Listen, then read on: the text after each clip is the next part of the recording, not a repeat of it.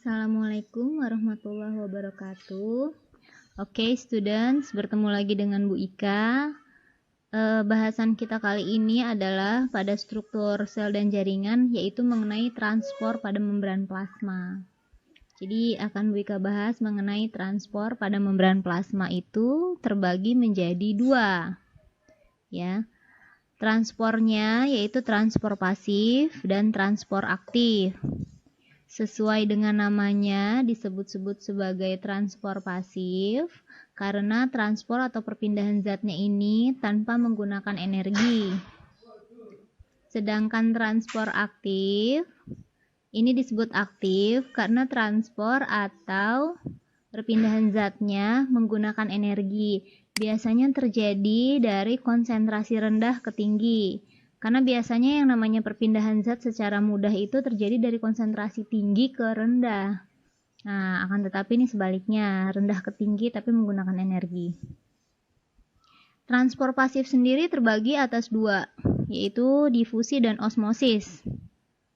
Difusinya pun menjadi dua, difusi sederhana dan terfasilitasi. Nah, yang sederhana ini yang umum, yang terjadi dari konsentrasi tinggi ke rendah, yang sederhana.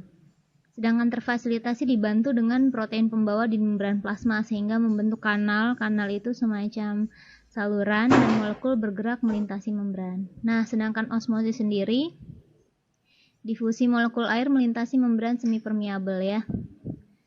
Nah, transport aktif ini ada endositosis dan eksositosis. Di mana endo itu kan berarti memasukkan benda atau zat itu ke dalam, sedangkan X itu keluar, jadi mengeluarkan benda dari dalam sel keluar. Endositosis sendiri dibagi menjadi dua. Ada fagositosis dan pinositosis, di mana fagositosis adalah seperti sel sedang memakan sesuatu, sedangkan pinositosis seperti sel sedang meminum sesuatu. Oke. Next. Nah, ini adalah salah satu contoh difusi sederhana. Ya, difusi yang terjadi pada umumnya yaitu dari konsentrasi tinggi ke konsentrasi rendah. Contoh misalkan ada kristal dalam air. Bisa juga seperti teh celup. Model-model seperti teh celup. Jadi kan tehnya ini konsentrasinya tinggi atau pekat. Kemudian nanti dia menyebar di dalam air yang konsentrasinya rendah. Gitu ya. Jadi modelnya seperti ini. Bisa juga seperti gas dalam ruang. Nah, jadi misalkan gas dalam ruang yang ini konsentrasinya tinggi, yang ini konsentrasinya rendah. Maka dia akan berpindah dari konsentrasi tinggi ke rendah. Nah, difusi ini terjadi secara umum misalkan pada tumbuhan ya. Seperti misalkan kita mencelupkan akar tumbuhan ya. Misalkan pacar Cina gitu ya. Kita mengambil salah satu contoh tumbuhan pacar Cina, kita celupkan ke dalam eosin yang misalnya berwarna merah. Maka nanti batang-batangnya itu semua ikut berwarna merah. Nah, itu membuktikan sebenarnya terjadi difusi. Jadi airnya itu naik dari konsentrasi yang eosinnya pekat kemudian ke konsentrasi rendah. Seperti itu. Oke, we're next. Nah, ini adalah contoh difusi terfasilitasi. Dibantu dengan protein pembawa. Nah, ini di dalam sel, ini di luar selnya. Nah, jadi protein inilah yang jadi perantara. Di mana nanti konsentrasi tinggi ke konsentrasi rendah. Seperti itu. Gitu ya. Jadi protein inilah yang jadi bisa kita lihat di sini ini konsentrasi tinggi yang berwarna yellow. Konsentrasi rendah yang berwarna pink. Nah, yang berwarna yellow ini bisa pindah ke dalam sel itu karena dia ada protein pembawanya. Gitu ya. Ini namanya difusi terfasilitasi. And then we're next. Nah, ini osmosis. Kalau tadi difusi konsentrasi tinggi ke rendah, kalau ini perpindahan molekul zat pelarut dari konsentrasi pelarut tinggi konsentrasi pelarut rendah. Nah, kalau tadi konsentrasi zat terlarut, kalau ini zat pelarut. Jadi intinya gini, kalau tadi difusi adalah bukan zat cairnya yang pindah, tapi justru zat terlarutnya yang pindah. Zat terlarut misalnya teh di dalam air. Nah, teh ini adalah terlarut, air adalah pelarut. Nah, maka tehnya yang pindah. Tehnya yang pindah ke zat pelarutnya. Terlarut pindah ke pelarut. Nah, beda dengan osmosis. Yang pindah adalah zat pelarut. Pelarut itu air. Pindah ke zat yang terlarut. Nah, sekarang kita lihat sini ada high solute dan low solute. Jadi ini ada konsentrasi tinggi, ada konsentrasi rendah. Nah, di sini ada membran semi permeable. Yang gampang aja deh, membran semi permeable contohnya apa? Misalnya kayak usus sapi gitu ya. Ada usus sapi terus kita celupin ke dalam air. Maka apa yang terjadi? Usus sapi tersebut maka akan gembung. Jadi ada misalnya usus sapi dicelupkan ke dalam air, usus sapi itu akan kembung. Kenapa? Karena air yang pindah ke dalam usus sapi.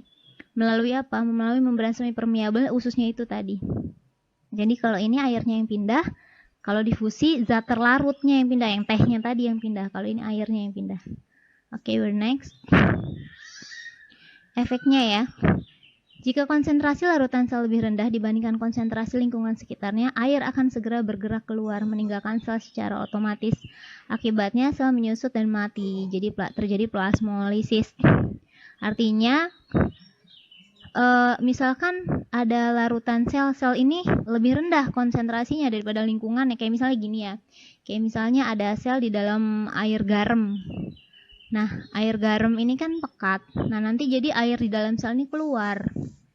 Air di dalam sel ini keluar. Kayak misalnya kamu berendam di air garam, ntar lama-lama kulit kamu keriput. Kenapa? Karena cairan di dalam kulit kamu itu keluar ke garam. Itu efek osmosis.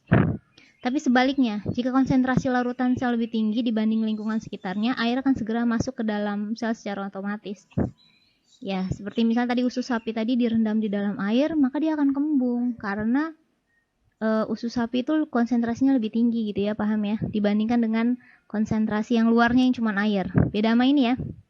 Kalau ini luarnya yang pekat, kalau ini dalamnya yang pekat.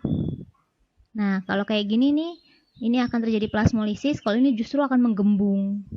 Kalau luarnya pekat, akan terjadi plasmolisis, selnya mati, pecah karena air keluar terus.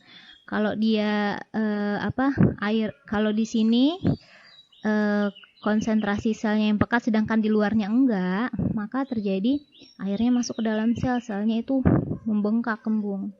Oke, next. Ada transport aktif. Zat masuk, keluar atau ke dalam sel melawan gradien konsentrasi. Nah, kalau ini butuh energi. Nah, seperti ini contohnya. Ada endositosis dan eksositosis. Ini bisa terjadi kalau kamu lihat pada sel darah putih. Sel darah putih itu bisa fagosit atau makan bakteri yang merugikan. Atau salah satu contohnya adalah salah satu organel yang di dalam sel itu ada berfungsi untuk fagosit ya, tapi kamu harus tahu nama organelnya apa, silahkan dicari ya. Nah, jadi kalau bahan yang sangat besar tidak dapat melalui membran, maka bahan yang dibungkus dalam gelembung dengan mekanisme tertentu harus dikeluarkan dari sel, namanya eksositosis, sedangkan masuk ke dalam sel itu endositosis. Itu kalau bahannya cair disebutnya pinositosis, sedangkan kalau bahannya padat disebut fagositosis. Jadi ini kayak makan, yang ini kayak minum, seperti itu. Oke. Baik, kurang lebih seperti itu mengenai transport pada membran sel. Untuk hal-hal yang belum dipahami oleh students, kamu bisa langsung tanyakan melalui grup WA langsung, atau nanti akan kita buat forum. Baik student, sampai di sini dulu. Wassalamualaikum warahmatullahi wabarakatuh. See you.